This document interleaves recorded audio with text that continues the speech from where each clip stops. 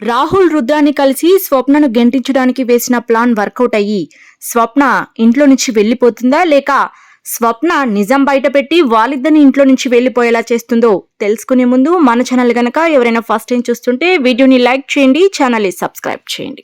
మొత్తానికి నానా తిప్పలు పడి రాహుల్ ₹1,00,00,000 సీట్ను ఒప్పించి ఇంటికి తెచ్చి రుద్రాని ముందు పెడతాడు. రుద్రాని ఆ డబ్బును చూసి మురిసిపోతుంది.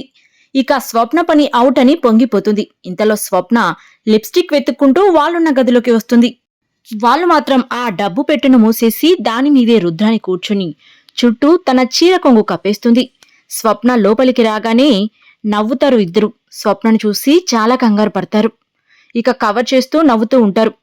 స్వప్న కొంచెం అనుమానంగా చూస్తూ ఏం తప్పు చేశారు, ఏం కొంపలు తగలెట్టారు అంటుంది. దాంతో ఇద్దరు బిక్కమొహం వేస్తారు. తప్ప ఏం తప్పు చేశాం అని ఒకేసారి అంటారు స్వప్నంతో. మరి నన్ను చూసి ఎందుకు నవ్వుతున్నారు అంటుంది స్వప్న. అదేంటి స్వప్న, మొహం కోపంగా పెడితే ఎందుకు నవ్వడం లేదు అంటావు, నవ్వితే ఇలా అంటావు అంటుంది రుద్రాని. దొంగ మొహాలు ఎలా ఉన్నా ఒకేలా ఉంటాయి కదా అని స్వప్న అంటుంది. కానీ అత్త భర్త కంగారు చూస్తే స్వప్నకు ఏదో అనుమానం వస్తుంది. కానీ వాళ్ళిద్దరూ కవర్ చేసుకుంటారు. ఇంకా లిప్స్టిక్ దొరకడంతో అక్కడి నుంచి వెళ్లిపోతుంది స్వప్న.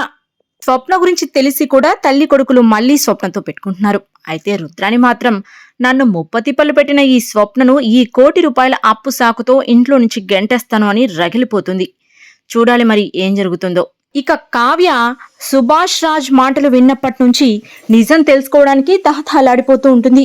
ఇక సుభాష్ రాగానే నిజం చెప్పమని బ్రతిమలాడుతుంది. ఇక సుభాష్ మాత్రం నోరు విప్పడు. చేసేది లేక తన మీద ఒట్టు వేయించుకుంటుంది. మీరు నిజం చెప్పకుంటే నా మీద ఒట్టు మామయ్య అని. కానీ సుభాష్ మాత్రం నోరు విప్పడు. నిజం చెప్పొద్దని మీ ఆయన ఒట్టు వేయించుకున్నాడు. ఇప్పుడు నిజం చెప్పమని నువ్వు ఒట్టు వేయమంటున్నావు. నేను ఎవరి ఒట్టు మీద నిలబడాలి, ఎవరికి న్యాయం చేయాలి అని చెప్పి మౌనంగా వెళ్ళిపోతాడు. చివరగా వెనుకు తిరిగి కావ్య, అసలు రాజ్ గురించి నువ్వు ఏమనుకుంటున్నావు? రాజ్ గురించి ఇంత నిజం తెలిసి ఎందుకు అంత మౌనంగా ఉంటున్నావు? నిజానికి నీ ప్లేస్లో వేరే అమ్మాయి ఉంటే రాజ్ను వీధిలోకి ఈడ్చేది తనకు న్యాయం కావాలని.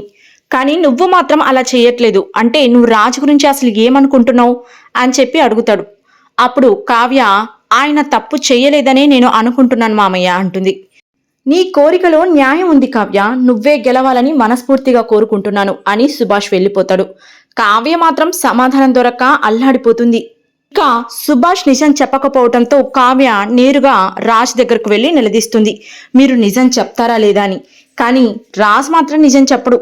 ఎందుకు ఇలా చేస్తున్నారని కావ్య రాజ్ను అడగటంతో, నేను మంచివాణ్ణి కాదు కాబట్టి, నేను నిజంగానే తప్పు చేశాను కాబట్టి, ఆ నిజానికి సాక్ష్యంగా ఈ బాబును ఎదురుగా పెట్టుకొని కూడా నేను నిర్దోషినని వాదించలేను కాబట్టి, బాబు కోసం నేను సర్వస్వం వదులుకోవడానికి సిద్ధపడ్డాను అనేసి అక్కడి నుంచి వెళ్ళిపోతాడు రాజ్. ఇక కావ్యకు ఏం చేయాలో అసలు దిక్కుతోచదు. ఇలా కాసేపు తర్వాత పంతులు దుగ్గిరాల ఇంటికి వస్తాడు. ఆ పంతులు చూసి అందరూ ఎందుకు వచ్చాడు అని రకరకాలుగా అనుకుంటారు. అందరూ హాల్లోనే ఉంటారు. ఇక రుద్రాని మాత్రం రాజ్కు బాబు తల్లికి పెళ్లి చేయించడం కోసం పంతులు వచ్చి ఉంటాడా అని అంచనా వేసి ధాన్యలక్ష్మికి చెప్తుంది. కావ్య కూడా అదే ఆలోచనతో భయపడుతుంది. అయితే పంతులు మాత్రం, సీతారామయ్య గారు, రేపు శ్రీరామనవమి కదా, కళ్యాణం జరిపించాలి మీరే కదా అంటాడు. ఇక కమింగ్ అప్ లో అంతా రాముడి గుడికి వెళ్ళిన తర్వాత సీతారాముల కళ్యాణం కావ్య రాజ్ చేస్తారు అని ఇందిరాదేవి ప్రకటిస్తుంది.